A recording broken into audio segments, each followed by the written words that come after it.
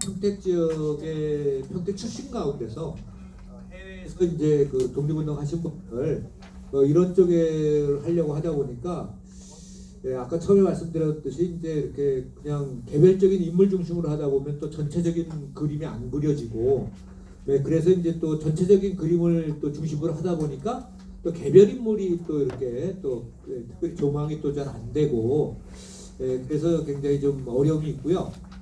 그 다음에 이제 제가 지금까지 발굴한 인물들은 이제 중국 본토 임시정부와 관련된 쪽이나 아니면 이제 만주 쪽에 이제 주로 활동을 하셨더라고요. 그런데 사실은 제가 좀 발굴하고 싶은 쪽은 멕시코라든가 쿠바 이런 쪽에서 활동하시는 아마 평택 출신들도 있으실 것 같아요. 그래서 내년이 우리 한국인들이 멕시코로 이주한 지가 100주년인가 뭐 이렇게 뭐 되는 것 같더라고요. 그래서 멕시코 또 최근에는 저희가 올해 3월달에 쿠바하고 또 그 국교 수교를 했어요. 그래서 이제 쿠바 쪽에서 활동했던 뭐 이렇게 또 우리 평택 사람들 그래서 이제 평택의 국제화 세계화 그렇죠. 또 평택은 요새 미군 기지하고 관련이 많이 깊잖아요. 그래서 또 평택 출신들이 하와이라든가 미국에서 이제 그 이주해서 거주한 그러한 사례들 있죠. 이런 것들이 아직까지 하나도 조사된 게 없어요. 그래서 제가 이제 좀 조사해서 이렇게 좀 여러분들한테 좀 이렇게 강의도 드리고 하려고 했는데 다음에 혹시 기회가 되면 제가 조금 더 좀 조사를 해볼게요. 그래서 자꾸 이렇게 좀 평택의 어떤 국제화 세계화라 그럴까요? 뭐 하여튼 뭐 이런 쪽으로 조금 폭넓게 그리고 또 현재와 또 관련되는 그렇죠? 그런 쪽도 굉장히 중요할 것 같습니다. 그리고 지금 제가 아까 말씀드렸는데 제가 그 국립항공박물관의 또 심의위원이거든요. 근데 평택은 이제 비행기 저거 하지 않습니까? 그러니까 이 항공 관련 또 비행기 관련 저는 이제 고등학교 때 동아리를 비행기 이런 걸 또 했었어 가지고요. 근데 하여튼 뭐 조금 평택은 굉장히 좀 무궁무진한 그런 게 있지 않나 아이템을 발굴할 수 있는 그런 게 많지 않나 그런 생각들을 많이 해봅니다. 지금은 이제 만주 쪽을 조금 말씀을 드릴게요. 만주는 여러분 백두산 갔다 오신 분들이 많죠? 안 가보신 분들은 빨리빨리 가세요.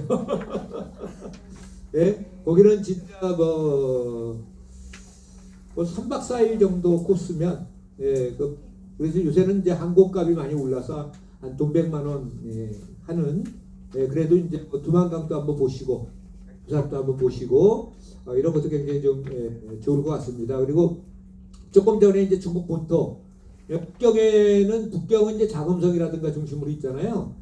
그러니까 이제 북경 같은 경우는 끊임없이 걸어 다녀야 돼요. 그렇기 때문에 그 땀도 많이 흘리고 그래서 북경에도 여름에 가는 게 별로 안 좋은 것 같고 그다음에 상하이 같은 경우도 엄청 덥잖아요. 그러니까 이제 상하이 같은 경우도 겨울에 가면 싸면서 많이 좀 볼 수 있고 그 대신 이제 상하이 같은 경우는 겨울에 난방이 안 되죠.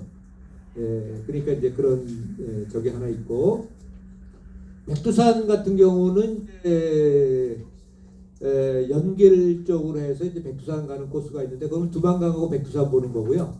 또 자녀분이 있는 분들은 대체적으로 뭐 백두산과 더불어서 지방, 고구려 광개토대왕비라든가 등등 그다음에 여순 쪽에 안중노사 투옥됐던 곳, 하얼빈의 또 안중근 의거지라든가 뭐 등등 이런 식으로 해서 이제 뭐 이렇게 좀 한번 갔다 와 오셔도 좋을 것 같고 또 이 평택 사람 가운데 민세 안재용이 유명하지 않습니까? 민세 어른이 백두산에서 찍은 사진들도 있죠. 그래서 뭐 민세 어른의 발자취를 따라 뭐 이렇게 가는 것도 좋고 근데 이제 제가 만약에 그런 걸 꾸민다면은 남북 국가남이 이제 그 지금은 좀 막혀 있지 않습니까? 근데 이제 안재홍 같은 민세 어른 같은 경우는 이제 그 국내에서 이렇게 회령을 해가지고 이렇게 그 백두산으로 올라갔거든요. 그런 어떤 발자취를 따라 이렇게 한번 가보면 그렇죠? 지금은 이제 중국 쪽에서 연길로 해서 이도백화로 해서 이렇게 올라가게 돼 있는데 좀 그럴 것 같고요. 그래서 어쨌든 이렇게 좀 여러분이 이제 박물관의 도슨트 뭐 이런 쪽을 생각하면 많이 현장을 가봐야 돼요. 그래야만 상대방한테 설명할 때 도슨트라는 게 이제 일종의 이제 그 해설하시는 분들이잖아요. 그러려면은 본인이 일단은 현장을 많이 가봐야 생동감 있게 이렇게 좀 설명을 할 수 있어요. 제가 이제 박물관 도슨트 양성 과정 강의하는 경우도 많지만 직접 제가 박물관 해설도 많이 합니다. 예컨대 기리의 인문학. 그래서 제가 이제 만주 답사기, 러시아 답사기, 중앙아시아 답사기, 또 조금 전에 임시정부 했는데 박항 교수와 함께 걷다 대한민국 임시정부. 그래서 대한민국 임시정부의 현장을 가다. 이런 답사기도 작년에 낸 것도 있어요. 여러분 이제 이렇게 인터넷 검색해 보시면 제 저서가 한 50여 권. 그러니까 양적으로는 제일 많습니다. 양적으로는. 질적은 그렇지 않아요. 예? 근데 이제 그 중에서 한 20, 30권은 연구서가 한 20, 30권 되고, 제가 아까 사진 한다 그랬잖아요. 그러니까 만주 사진첩, 러시아 사진첩, 중앙아시아 사진첩. 그런데 그게 이제 현재 찍은 것도 있지만 자료들, 자료 사진들. 박물관 전시는 자료 사진이죠. 그 다음에 이제 지금 또 만주 답사가는 학술팀은 거의 다 박항 교수와 함께 가다 뭐 만주 답사기 그것 주로 봅니다. 러시아 가는 사람들도 블라디보스토크 하바롭스크라고 하는 제 답사기. 그게 보통 가이드들의 필독서고 갖고 다니는 책이에요. 그러니까 답사의 최고 전문가다라고 이렇게 제가 사기를 쳐도 크게 틀린 말은 아닙니다. 그리고 여기에 우리 제자들 있기 때문에 제가 제자들 앞에서는 거짓말을 못하죠. 예. 그래서 이제 어쨌든 여러분이 훌륭한 도슨트가 되기 위해서는 일단은 기본적으로 평택을 샅샅이 누벼야 됩니다. 평택. 예? 지리에 밝아야죠. 그렇죠? 예, 평택에 밝아야 되고 그 다음에는 해외 쪽도 어쨌든 답사를 많이 해서 사진을 찍고 그다음에 폴더를 만들고 그 다음에 이제 특히 이제 그 옛날 자료 사진들 있죠. 자료 사진들을 폴더를 만들어서 또 현재하고 이렇게 해놓으면 굉장히 그 도슨트로서 해설할 때 굉장히 생동감 있게 그리고 사람들한테 공감을 줄 수 있는 그러한 어떤 그 도슨트로서 큰 역할을 할 수 있다라고 이렇게 좀 말씀을 드릴 수 있겠습니다. 네, 제가 생각할게. 그래서 이제 이건 뭐 조금 그리고 뭐에 밝아야 되냐면 제가 현재 그 현장 조사라든가 답사를 많이 해야 된다 그랬잖아요. 지리에 밝아야 됩니다. 지리에 밝아야 됩니다. 그리고 환경이라든가 특히 기후에도 밝아야 됩니다. 기후, 농작물 이런 거에도. 주로 만주벌을 갔잖아요. 그러면은 밭농사하는 지역은 다 중국 사람입니다. 조선 사람들은 만주벌판에 주로 논농사입니다. 그렇기 때문에 주로 이제 논농사를 하려면 물이 있어야 되죠.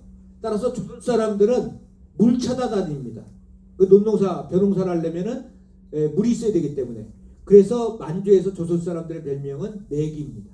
물 따라다닌다고. 예컨대 그런 것처럼. 그러니까 딱 보면 대체적으로 이게 중국인 마을인가 조선인 마을인가가 딱 판정이 됩니다.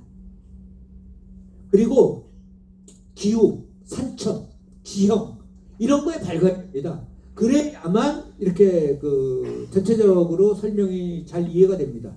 그리고요, 우리는 지금 현재도 이 평택 같은 경우도 신시가지가 만들어지고 도로가 많이 만들어졌잖아요. 특히 아파트가 많이 만들어졌죠. 그러다 보니까 옛길들이 많이 없어졌습니다. 옛길. 그러니까 이게 그 도로망과 관련해서 옛날에는요 산 하나 넘어가면 어떤 마을이 나오거든요. 근데 지금 신장로로 큰 도로로 가면 뺑 돌아서 가야 돼요. 그러니까 그 이동로라든가 이동통로 이런 것들이 잘 또 그 옛날하고 달라지게 돼 있어요. 그렇기 때문에 여러분이 지도에 관심이 많아요. 지도, 도로 또는 이제 예를 들어서 만주 지역 있죠. 만주 지역에는요 주로 사철나무가 많습니다. 단풍나무가 만주에는요 단풍이 안 들어요. 단풍이 없어요. 우리는 단풍 때문에 주강산이죠. 만주에는 주로 사철나무입니다. 그렇기 때문에요 하나 재밌는 것은 만주에는 사철나무가 많기 때문에 소위 말하면 독립운동할 때 산속에 숨어 있을 수 있어요. 산속에서 유격전을 할 수 있어요. 그리고 만주에서 공산주의 운동하던 사람들도 그런 산에서 했거든요. 그거를 그대로 도용해가지고 도입해서 6.25 때 빨치산 있죠. 빨치산은 주로 우리가 산사람이라고 그러잖아요. 산사람. 그 사람들이 만주벌판에서 빨치산 투쟁했던 그런 기법을 가지고 국내에서 한 거예요. 근데 국내는 낙엽이 지고 사찰나무가 아니죠. 나뭇잎이 다 떨어지죠. 그러니까 은폐은폐가 안 되죠. 은폐은폐가 안 되니까 어떻게 돼요? 다 이게 잡히게 되죠. 근데 만주에서는 그게 아니거든요. 단풍나무가 별로 없어요. 사철나무예요. 소나무 잣나무예요. 펄이에요. 그러니까 그 산속에 들어가서 독립군들이 투쟁했던 거예요. 그러니까 이게 동식물 관계 있죠. 이거 알아야 되죠. 또 이제 배고프잖아요. 그러니까 북쪽 지역에는 뭐가 많이 나요? 먹을 거리가 감자가 많아요. 예? 그래서 그 강원도 감자도 맛있지만 평안도라든가 함경도 감자도 맛있어요. 아, 제가 또 북한을 여러 번 갔다 왔잖아요. 북한에서도 또 감자 구워 먹고 왔어요. 그러니까 북한 애들이 또 항일 유격대 식으로라고 해서 자기네가 옛날에 빨치산 할 때 감자 구워 먹던 그것을 해서 우리한테 감자 구워줘요. 예? 땅 파가지고. 예? 그리고 이제 위에다가 소나무하고 잣나무 해서 불 떼가지고. 근데 감자가 또 엄청 맛있어요. 예? 그러니까 이제 식량 보급 투쟁이라든가 등등 독립운동 할 때 그런 것들이 이제 대체적으로. 그리고 우리나라 산들은요, 북한 쪽, 남한, 대한민국도 마찬가지지만 우리는 돌이 많잖아요. 산에 대체적으로 돌산이고 우리는 화강암 산이에요. 제주도는 현무암이죠. 만주벌에는 돌산이 없어요. 거기다 흑산이에요. 흑산입니다. 네, 그렇기 때문에 만주라든가 중국 본토에도 흙이 많죠. 그러니까 그 중국이라든가 자금성이라든가 만리장성 이런 데 보면 대체적으로 뭐예요? 벽돌이에요. 벽돌로 성 쌓은 거예요. 우리나라는 화강암으로 성을 쌓잖아요. 돌 갖고 벽돌 갖고 쌓은 데는 쏠 화성 일부가 있어요. 아치형으로 된 거라든가 등등 몇 군데 밖에 없어요. 그러니까 지형 지세라든가 거기에서 이게 나는 그러한 어떤 천연 자원 이런 것이 독립운동이라든가 기타 여러 군데 굉장히 밀접한 관련을 맺고 있는 거죠. 그러니까 그런 부분에 대한 이해가 그렇기 때문에 현장을 가볼 필요가 있다라고 이렇게 좀 말씀을 드릴 수 있는 겁니다.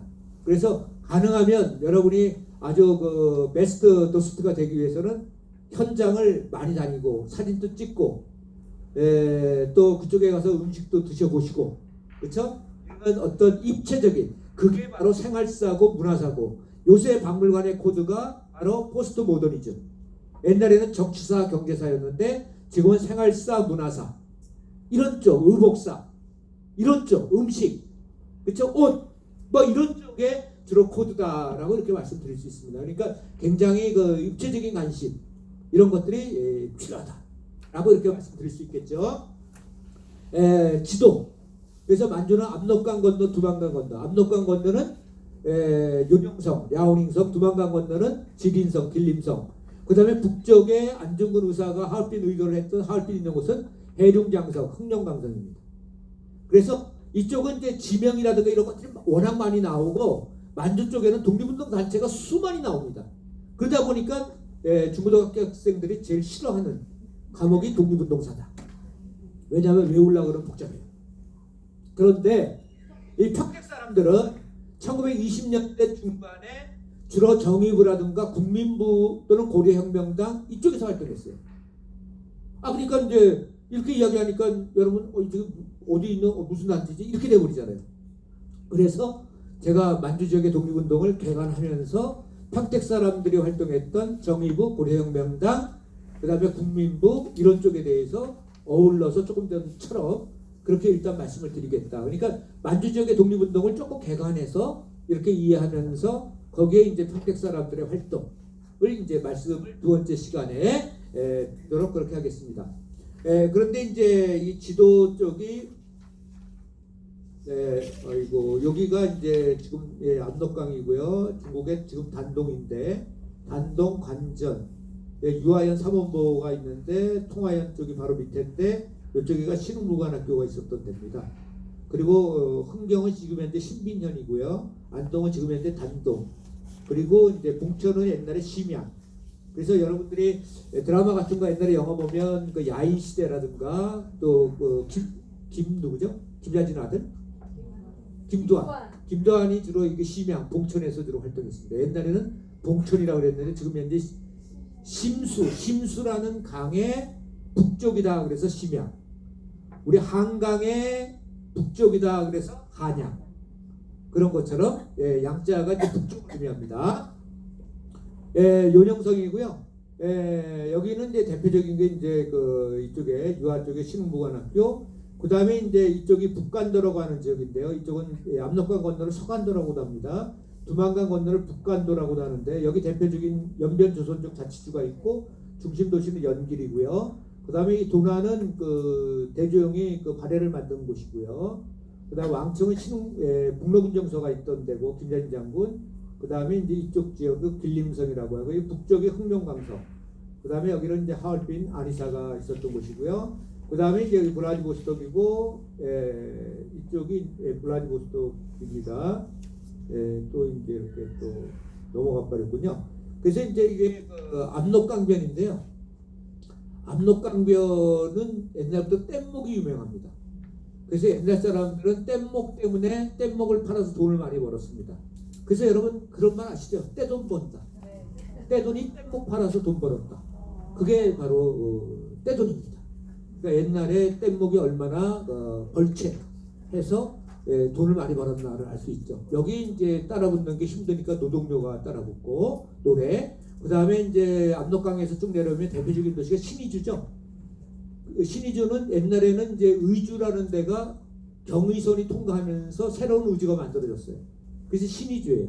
그러면서 1910년 8월 29일 날 조선이 일제의해서 강점당하잖아요. 그 경축기념일로 일본 애들이 신의주에서 안동으로 개통을 했어요. 그래가지고 중국으로 이제 단동으로 이제 그 기차가 이렇게 국제선이 연결이 되는 거죠.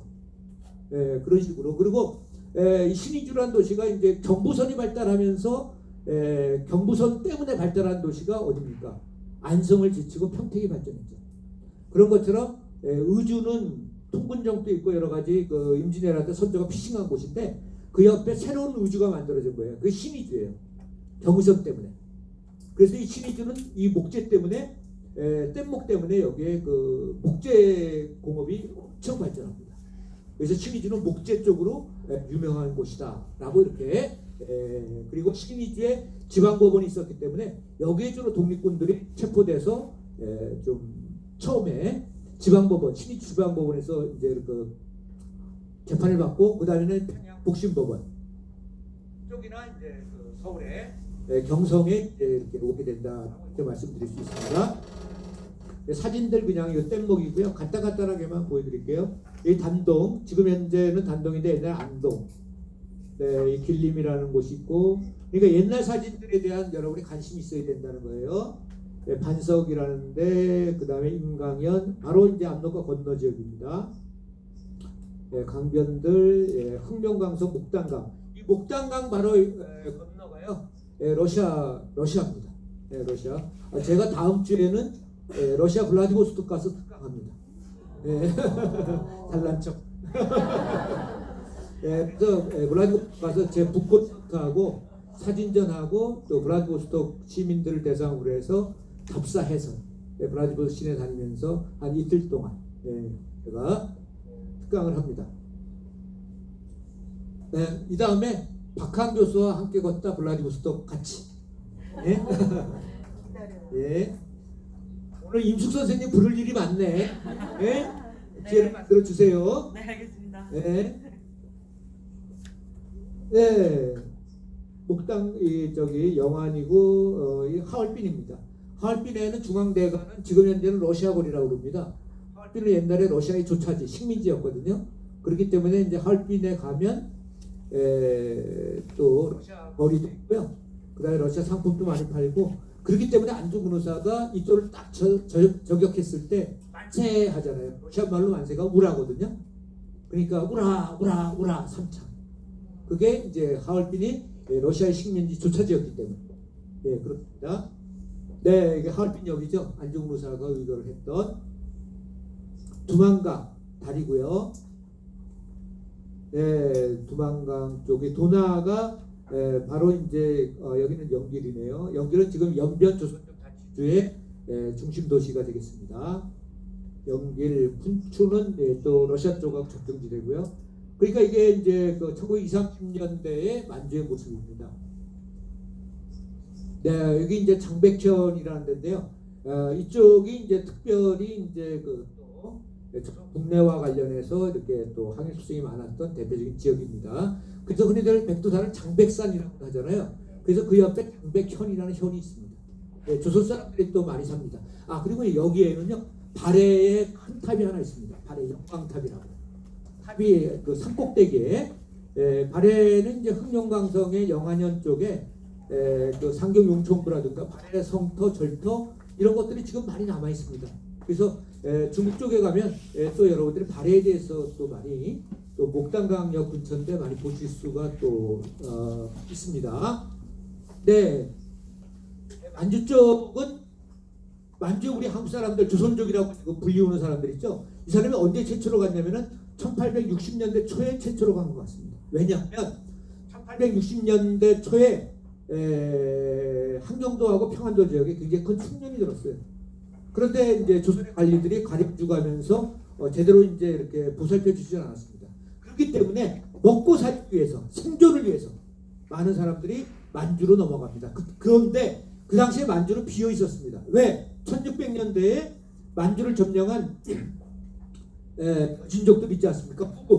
후금 얘네들이 어디로 옮겨가냐면은 북경으로 가서 청나라를 만듭니다. 그러니까 이 만주벌이 비어 있는 거예요. 만주벌이 비어 있으니까 이 비어 있는 땅에 우리 조선 사람들이 못 먹고 못 사니까 넘어간 거예요. 그러니까 오랫동안 비어 있는 땅이니까 이쪽에 비어 있는 땅이니까 이쪽에 씨만 뿌리면은 농사가 잘 돼요. 그래서 몰래 처음에는 혼자 갔다가 점차적으로 가족을 데리고 이주하기 시작합니다. 그래서 1860년대 초에 최초로 이주하게 되고 압록강과 두만강을 넘어서. 그런데 러시아 땅으로 넘어간 사람들도 있었어요. 1860년부터 두만강 건너가 러시아 땅이 되거든요.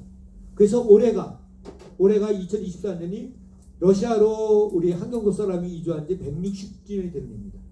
그래서 여러 행사가 많고, 제가 다음 주에 러시아에 가는 이유도 러시아로 우리 한국인이 이주한 지 160주년이 되는 해이기 때문에 러시아에서 여러 가지 행사가 많이 있습니다. 그래서 이제 행사 때 총영사관 그 초청으로 제가 이제 또 특강을 이제 할 것이다. 근데 만주 쪽도 사실은 조선족이 이주한 지 160주년이 되는 해가 바로 올해다라고 이렇게 좀 사실은 말씀을 또 드릴 수 있습니다. 그런데 처음에는 이 사람들이 이제 먹고 살기 위해서 갔잖아요. 근데 1905년에 여러분이 아시다시피 을사조약이 맺어졌어요. 외교권을 빼앗겼어. 그러니까 지금 국내에 있는 사람들 가운데 해이금 일사였던 이상설이라든가 등등 많은 사람들이 만주로 가서, 가능하면 조선 사람들이 많이 살고 있는 쪽에 가서 그들을 배경으로 해서 그들한테 밥도 얻어 먹으면서 그들의 아들, 딸들을 독립군으로 만들려고 했어요. 그래서 1906년에 만주의 두만강 쪽에 용정이라는 데가 있는데, 그 용정은 일송정 푸른소를, 일송정이 있는 곳이에요. 그쪽에 강이 흘러, 해남강이 흘러. 강이 흐르고 벌판이 있어. 그 벌판이 바로 서전평야예요. 평야가 있어. 그러니까 거기에 우리 조선 사람들이 논농사 짓기 좋죠. 그러니까 용정이라는 곳에 사람이 어마어마하게 많이 몰려서 사는 거예요. 그러니까 그곳에 가서 독립운동 기지를 만들고 민족학교를 만들어야겠다. 그래서 해이금 일사로 가기 전에 이상설이라는 사람이 그쪽으로 가서 거기서 최초의 민족학교인 서전서숙이라는 학교도 만들어요. 그러면서 독립운동을 위해서 본격적으로 사람들이 하나둘 만주로 가게 되는 거예요. 평택 사람들은 제가 볼 때는 별로 안 갈 것 같아요. 왜냐하면 평택은 농사가 너무나 잘돼. 먹고 살만해.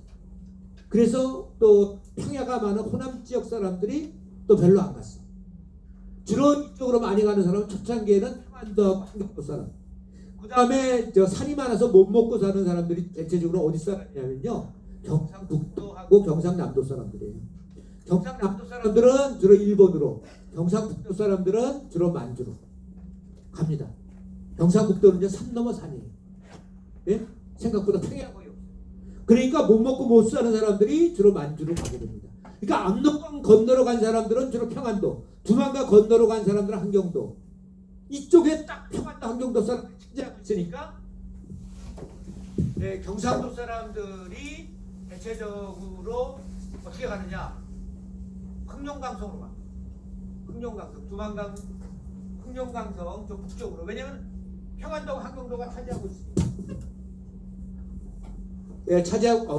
차지하고 있으니까 한경도. 그래서 지금 현재도요, 요령성 쪽에 압록강 건너에는 조선 쪽의 표준어가 평안도말, 두만강 건너에 조선 쪽의 표준어는 한경도 말이에요. 그래서 한경도 말은 그랬음동 아해집이 그랬집이 띵띵. 예? 그리고 러시아에도 두만강 건너 그쪽도 다 한경도 말. 그 사람들 그걸 고려말이라고 해요. 고려말이 바로 한경도 말이에요. 예? 그래서 머리를 고리라고 그러고, 그러면 국수를 국시라고 하고, 예, 국시를 제일 많이 먹어요, 여름에. 예, 중앙아시아. 제가 아까 만주, 러시아, 중앙아시아 쪽 전공한다 그랬죠. 그쪽도, 경기도도 하지만. 예, 뭐 그런 식으로. 그리고요, 이 경기도 사람들도요, 평택 사람들은 별로 안 갔는데, 이쪽에서 잘 어려운 사람들은 많이 갔어요. 가가지고, 만주에 경기촌이라는 데가 있어요. 경기촌. 경기도 사람들만 모여서 사는. 그리고요, 저기 경기도의 그 안산 쪽 사람들 있죠. 그 사람들도 만주로 많이 갔어요.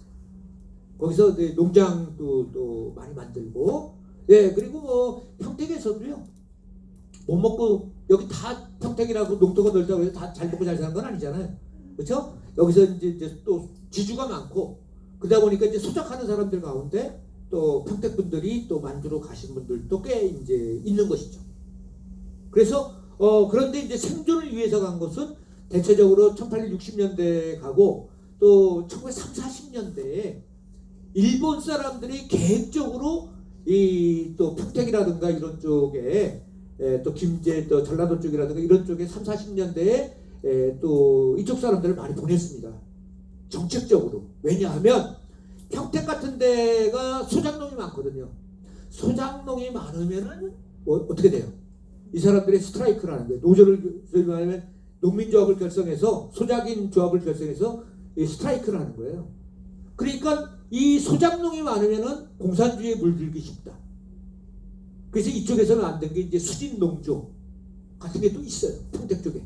예? 저쪽에 또 화성시 쪽의 양감면 쪽하고 이렇게 연결되는 그런 쪽이 있습니다.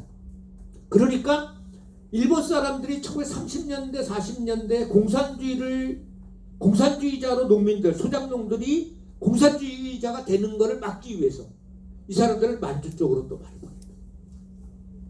예, 그래서 만주 쪽으로 이제 사람들이 가게 되는데, 이쪽에는 이제 독립운동은 1910년 특히 나라가 망한 다음에 많은 사람들이 망명을 합니다. 망명을 하는데, 그러면서 망명을 해서 그때 이쪽 지역에 신무관학교라는 독립운동 하나의 어떤 그 학교를, 무관학교를 만들고, 또 독립운동 기지를 만들고, 그러면서 압록강 건너에는 유하연 삼원보, 통하연 합리화 쪽에 만듭니다. 그리고 두만강 쪽에는 명동학교를 만듭니다. 명동학교 나온 대표적인 사람이 윤동주라든가 이런 사람 여러분 들어보셨죠? 예, 그쪽을 만듭니다. 그리고 그 명동학교 출신들이 한국에 나와서 만든 대학교가 한신대학. 네, 한신대학. 기독교 장로회. 이쪽입니다. 이 사람들이 만주에서 서울로 내려와가지고 조선신학교 해서 이쪽에 그래서 이제 윤동주라든가 문익환이라는 사람 들어보셨죠? 문익환 목사. 문익환 목사라는 사람, 그 문성근 탤런트 아버지. 근데 그 사람들이 다 그 용정 사람들이에요. 명동촌 사람입니다. 그 사람들이 무관학교, 명동. 그 다음에 이제 저쪽에 북쪽으로 흑룡강속에 밀산이라는 데가 있는데, 거기에 또 밀산 무관학교, 이런 무관학교를 만듭니다. 그런데 여기서 하나 흥미진진한 이야기 중에 하나는 뭐냐면은, 신흥 무관학교에 돈을 낸 사람이 누구냐? 이종찬 씨 쪽 집안인데, 그 이종찬 씨 집안의 할아버지는 이혜영이에요. 우당 이혜영. 근데 그 사람은 공부를 안 했어. 자기 형들은 다 과거급제하고 했는데, 근데 이게 잘 돌아다니는 스타일이야. 예? 거각군 역할을 잘하고 이런 스타일이에요. 그러니까 자기 제일 큰 형이 돈이 많았어. 근데 그 사람은 그 당시에 이제 장관에 그 저거로 양자로 갔어요. 남양주로. 근데 그 집이 어마어마한 조선의 대표적인 부자야. 그 집 재산을 전체적으로 우당유형이 이렇게 속된 말로 꼬셔가지고, 예? 그저그 만주 신흥무관학교 가는데 돈 다 됐어. 그런데 그 이석영이 갖고 있었던 토지 가운데, 거기에 전국 관광복국의 부자잖아요. 그래가지고 대표적으로 갖고 있는 지역이 남양주하고 어디냐? 바로 이곳 평택이에요. 그래서 이 평택 쪽에 딱 팔아가지고 신흥무관학교 독립고 군자금 내고 그거 다 한 거예요. 평택. 최근에 이러한 것들이 밝혀졌어요. 그 사람이 토지 문서들이 토지 대장들이 발견됨으로써 이쪽 평택, 남양주, 또 충청도 쪽, 그리고 그 사람들은 남양주에서 동대문까지 오는데 자기 땅이 아닌 땅을 밟은 적이 없대. 그 정도로 부자예요. 전국에서 몇째 간. 그게 우당이해형 6,000개 가운데 둘째 형이에요. 이석영입니다.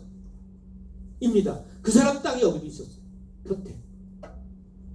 그래서 이제 요새 이제 그 신흥무관학교와 관련해서도 이 사실은 신흥무관학교의 그 분자금의 상당 부분이 이 평택 쪽에서 들어갔다라고 이렇게 좀 말씀을 드릴 수 있습니다. 그래서 신흥무관학교 어쩌고 저쩌고 맨날 이야기하는데 그게 그냥 막연한 이야기가 아니라 이 평택, 왜냐하면 이 진이라든가 평택이라든가 이쪽 지역이 수도권이잖아요. 속된 말로 수도권의 질 좋은 땅이잖아요. 평야지대잖아요. 그러니까 서울에 있는 지주가 부재지주로서 이쪽에 많은 땅을 갖고 있었고, 그것을 또 급속도로 망명을 하다 보니까 저렴한 가격으로 대량으로 판매하고 만주벌로 갔다. 그런데 여기서 하나 제가 꼭 말씀드리고 싶은 것은, 그렇게 판매했던 이석영이라는 사람, 그 사람의 큰아들은 일찍 죽었고 독립운동하다가 둘째 아들이 사실은 밀정이 돼서 그 작은아버지 우당이형이 여순에서 체포돼서 목숨을 잃는데 결정적인 역할을 했고, 그래서 그 이석영의 아들을 아까 원심창이라든가 이쪽이 소속된 남한인 청년연맹에서 총살 시켰습니다. 그리고 이석영이라는 사람은 그렇게 부자, 전국에서 몇째 가는 부자인데 상하이에서 끝끝내 돈 대고 독립운동하다가 결국은 굶어서 죽었어요. 근데 돈이 없어서 상하이의 묘지에 묻혔는데, 거기도 이제 돈을 많이 주면은 10년 20년 묻혀 있고, 그리고 보통은 돈을 조금 주면 가장자리에 한 3년. 그래서 그 진짜 신흥무관학교의 그 뭡니까 이사장이고 우리 독립운동의 모든 자금을 댔던 우당이해영의 그 형님, 둘째 형입니다. 그 첫째는 이건영이고 둘째가 이석영인데 그 사람의 유해라든가 이런 거는 간대 원대 없다라는 어떤 안타까운 비극적인 그 스토리가 있다. 그렇죠? 굉장히 안타깝죠. 근데 지금은 이종찬 씨가 자기가 다 한 것처럼 지금 막 이야기하지 않습니까? 그러나 사실은 또 그 비운에 또 그런 어떤 그 집안에 그런 게 있다라고 이렇게 좀 말씀드릴 수 있습니다. 그러니까 사진을 잘 지켜야 돼요.